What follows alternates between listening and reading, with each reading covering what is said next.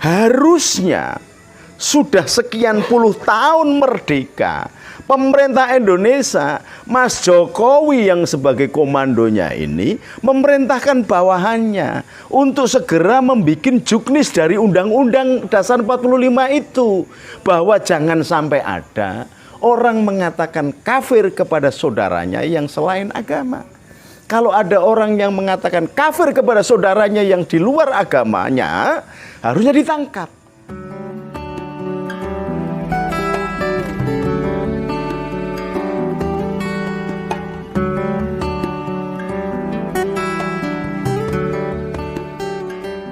Marhen dan Nahdliyin ini adalah diwakili oleh Megawati sebagai ahli waris Soekarno dan Gus Dur sebagai ahli warisnya Hadratus Syekh Hasyim Asy'ari.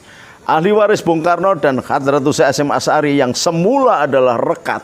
Bahkan pada akhir-akhir kehidupan Bung Karno pun kalau ingin makan sayur asem, itu Bung Karno datang ke rumahnya ibunya Gus Dur dan minta dimasakkan oleh Bu Nyai Wahid Hasyim, jangan asem. Dan tradisi itu kemudian diteruskan kan oleh Gus Dur dan Mbak Mega, setiap pagi sarapan gantian di rumahnya atau di rumah dinas atau di kantor Wapres. Nah, saya lanjutkan bahwa ternyata dihadap-hadapkan begini, saya sempat membuat pasukan berani mati itu pada waktu itu. Orang berpikir bukan hanya pelengseran seorang Gus Dur, tetapi sesungguhnya penghancuran Indonesia saat itu adalah ketika menghadapkan antara Marhen dan Nahdliyin. Tapi Gus Dur paham. Maka apa yang disampaikan kepada saya ketika saya di lapangan berhadapan dengan Mayor Jenderal Tobagos Hasanuddin sebagai Komandan Garnisun Nasional, Pak Sofyan Yakub, Jenderal Sofyan Yakub sebagai Kapolda, dan Letnan Jenderal Bibit Waluyo sebagai Komandan Kostrad pada waktu itu, ditambah pasukan yang lain. Gus Dur ngomong, Gus, saya benar. Saya tidak salah. Tetapi kalau sampai negeri ini hancur, saya tidak bisa menyesalinya sampai akhir zaman. Artinya adalah saya lebih cinta bangsa ini utuh daripada hanya sekedar mewakili kebenaran pribadi saya. Maka pasukan kita tarik. Itu kegagalan dari rezim Amerika dan Wahabi untuk menghancurkan Indonesia, yang pertama. Yang kedua, kemudian ditambah sakit hatinya karena Freeport ditarik, kemudian ada maklar minyak yang terakhir berkantor di Singapura yang dikuasai oleh Edo itu dibubarkan, Petral dibubarkan, padahal keuntungan pembagian komisinya setiap hari 125 miliar setiap hari pembagian komisi, dan itu dibagi mulai dari presiden sampai ke bawah. Nggak ngerti kalau Mas Jokowi dapat apa enggak, saya juga nggak ngerti. Saya juga nggak pernah. Tapi yang jelas selama ini bisa berlangsung terus karena itu. Sakit hati ditambah, maka baru ternyata NU diwakili oleh Gus Dur tidak bisa diadu. Lalu pergantian ini berlanjut, Gus Dur dihilangkan kekuatan partainya sehingga terjadi kudeta tak berdarah lewat Muhaimin Iskandar. Gus Dur kehilangan jabatan, juga kehilangan partai. Mbak Mega ternyata juga hanya dijadikan alat oleh kepentingan internasional pada waktu itu, entah sadar apa enggak, sehingga dia tidak bisa mencalonkan lagi karena terbukti kalah terus ketika berhadapan dengan SBY. Maka lawan yang paling mudah untuk menghancurkan Indonesia apa? Kemudian dicari underannya, ternyata kekuatan NU yang harus dihancurkan dulu sebagai penjaga falsafah Pancasila. Maka dimulailah Wahabi dengan Suripto kalau nggak salah pada waktu itu sebagai intelijennya yang bekerja sama dengan sebuah partai, kerjasama dengan Ikhwanul Muslimin, diundanglah Ikhwanul Muslimin ke Indonesia, kemudian membentuk Majelis Mujahidin. Pada waktu itu yang mengundang adalah Habib Husin Al-Habsyi yang matanya buta. Dari situlah membentuk yang serangkaian banyak organisasi, mulai kami Kesatuan Mahasiswa Islam.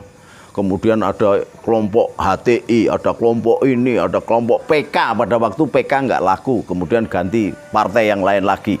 Terus sampai kemudian menggunakan dendam yang dibangun oleh jenderal-jenderal pada waktu itu, karena Pak Harto dilengsarkan dari Pam Swakarsa jadilah FPI, jadilah tentara-tentara preman yang kemudian membesar, dan kelahiran FPI yang dikomandoi sebenarnya oleh Mas Wiranto pada waktu itu, Jenderal Wiranto yang sekarang menjadi Ketua Watimpres, bersama Jenderal Jajak Suparman, mantan Wakasdam Bukit Barisan, kemudian menjadi Pangdam di Brawijaya, kemudian mantan Kapolda Jawa Tengah Mas Nugroho Jayusman, yang kemudian menjadi Kapolda Metro Jaya, membentuk ini.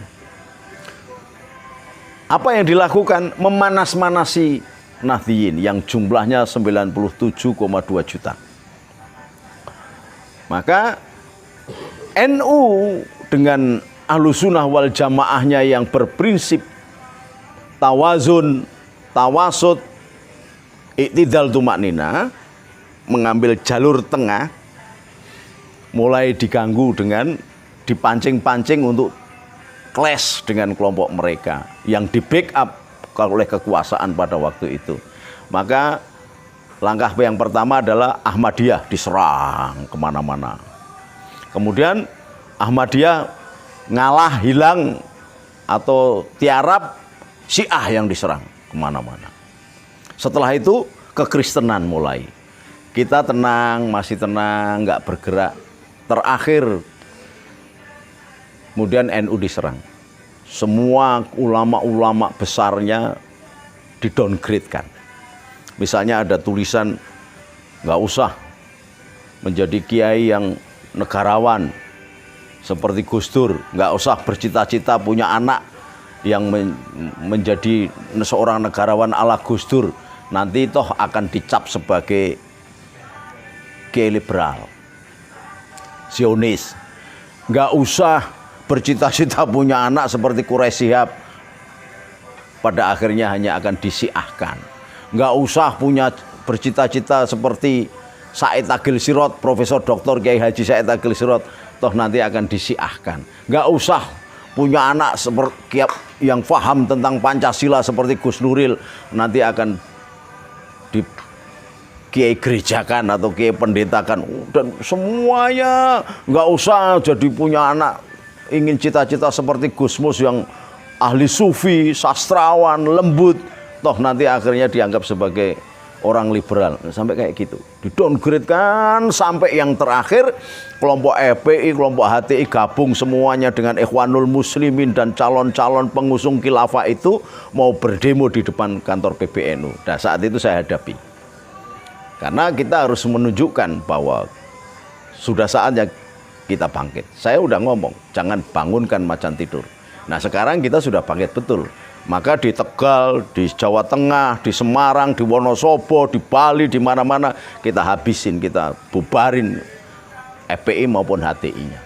Bahkan kita kumpulkan pecalang-pecalang di lapangan I Gusti Ngurah Rai pada waktu itu untuk membubarkan HTI. Yang pertama sebelum pemerintah turun tangan, saya sudah membubarkan HTI di Bali.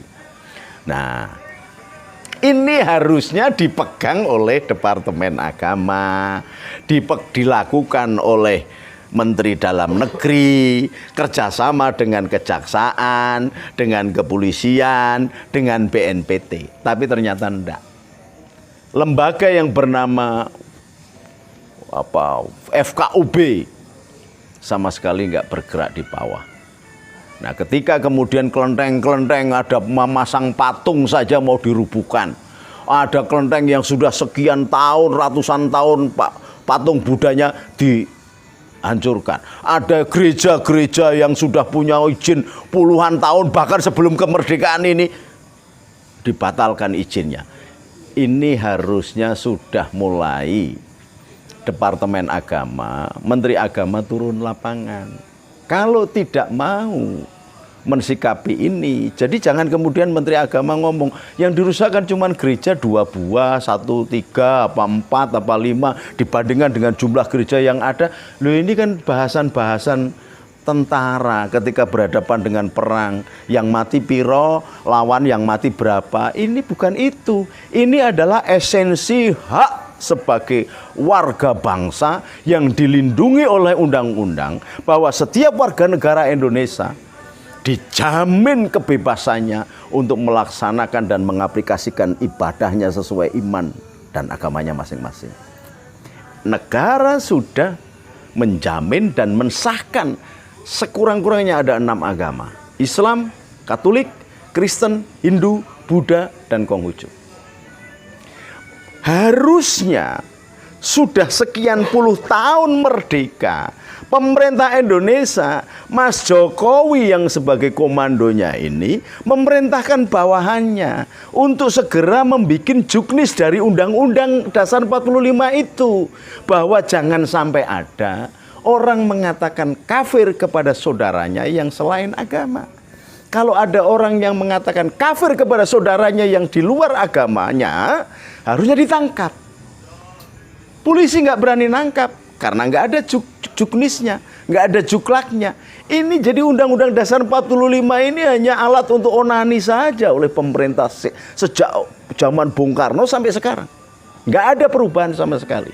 Bahkan Departemen Agama yang harusnya melambangkan syariah agama sebagai keseimbangan, karena tidak dihapuskannya 7 kata dalam pembukaan Undang-Undang Dasar 45, harusnya marwah Islam dibangun dengan damai. Wa ma arsalnaka ila rahmatan lil alamin. Rasulullah itu tanda cinta dari Allah untuk alam semesta. Dan Allah itu adalah Robul Alamin, bukan hanya Robul Indonesia atau Robul dunia, bukan Robul fil ard, enggak, Robul Alamin, melintasi sekian galaksi. Jadi kalau ada galaksi Bima Sakti ada manusianya, maka Allahnya ya dia juga. La ilaha illa huwa, tidak ada Allah kecuali dia. Maka risalah ini harusnya sampai kemana-mana. Oleh sebab itu jin pun bisa memeluk agama, sampai turun surat jin. Nah, di Indonesia ini nggak jelas. Selama ini Menteri Agama dipekuasai oleh orang-orang yang tidak jelas, dan lebih lagi tidak tegas. Memalukan sebagai orang Islam.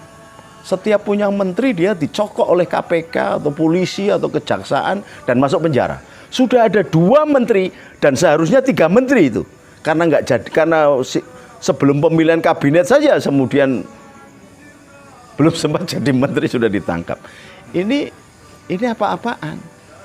Maka saya minta, kalau memang Menteri Agama hanya sebagai penonton dari sinopsis, cerita-cerita, adegan-adegan, drama-drama yang memilukan bangsa dan negara, maka saya usulkan kepada Mas Jokowi, sebaiknya Menteri Agamanya atau Departemen Agamanya dirubah jadi Biro Travel, Umroh, dan Haji saja. Ini harus jelas. Mas Jokowi jangan hanya memperjuangkan soal pembangunan infrastruktur, tapi pembangunan hati, kenyamanan hati, dan manusia menjadi utuh ketika hatinya mencapai satisfaction. Mencapai satisfaction itu karena dia diperbolehkan, diberikan kebebasan untuk melaksanakan ibadah sesuai dengan iman dan agamanya masing-masing. Salam merdeka.